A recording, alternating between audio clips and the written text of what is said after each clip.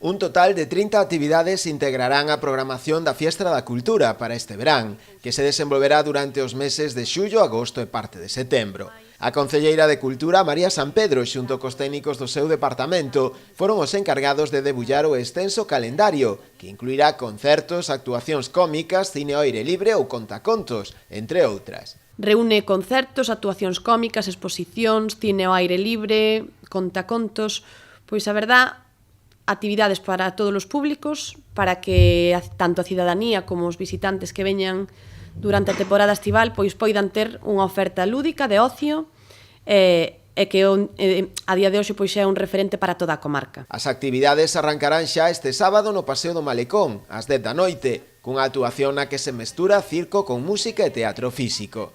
Entre as actuacións máis destacadas figura o concerto de SES, o 18 de xullo na Praza da Porta do Sol. O mércores 31 o concerto de Aviones Plateados no Malecón, cun tributo a El Último de la Fila, ou as actuacións de Maldita Nerea e Rosario Flores, os días 2 e 3 de agosto, en plenas festas do verán. E bueno, creo que a oferta de música pois tamén se vai a complementar con Milladoiro ou como espectáculo Entre Soños de un dos nosos artistas municipais máis enlleiro, como é Fran Sieira de Taume.